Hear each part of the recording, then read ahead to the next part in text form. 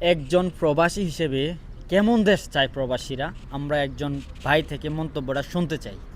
দেখুন ভাই, আপনারা তো প্রবাসী, আপনি হাতে আমরা আমরা চাই দেশের শান্তি। তো একজন প্রবাসী সবসময় দেশের শান্তি চায়। অবশ্যই একজন প্রবাসীর দেশের প্রতি, দেশের অর্থের প্রতি মানে তাদের লোভ নেই। লোভ নেই। আমাদের দেশের অর্থের প্রতি আমাদের কোনো লোভ নেই। আমরা চাই দেশের শান্তি এবং সৎযোগ্য ব্যক্তি যেন সংসদে যায় আপনার রাষ্ট্র পরিচালনা করে। রাষ্ট্র পরিচালনা করে। এমন আমরা এখানেই ভুল করি, যেমন লুচ্চা চোর বদমাইশকে আমরা সংসদে ভোট নিয়ে দিয়ে যাই। ক্ষমতায় নিয়ে যাই বা সংসদে পাঠাই। তারা একসময় দেখা যাচ্ছে যে তাদের তাদের স্বার্থে তারা কাজ করে, স্বার্থে কাজ করে না। অবশ্যই। তারা কি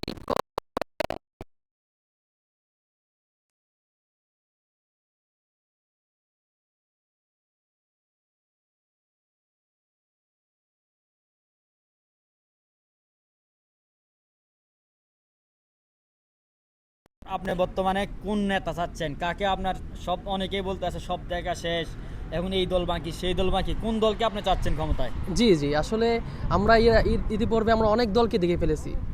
এখন আমরা চাই যে ভালো একটা যোগ্য দল আসুক, দেশ পরিচালনা করুক। এর মধ্যে আমি জামাত ইসলামকে দেখতে পারেন, কারণ জামাত ইসলামী বর্তমান সময় বা আগেও যারা ক্ষমতায় ছিলেন, সংসদে যারা ছিলেন, তারা একটা টাকার দুর্নীতি করতে পারে নাই, হ্যাঁ। বাস করে নাই, তারা হ্যাঁ, right. দুর্নীতি করে নাই। আর তারা গণভোটে আপনি হ্যাঁ ভোট চান না ভোট চান? অবশ্যই হ্যাঁ ভোট চাই, কারণ আপনার হ্যাঁ ভোট জিতলেই জিতে যাবে জনগণ, জিতে যাবে বাংলাদেশ। ভিডিওটা সর্বোচ্চ শেয়ার করুন সবাই।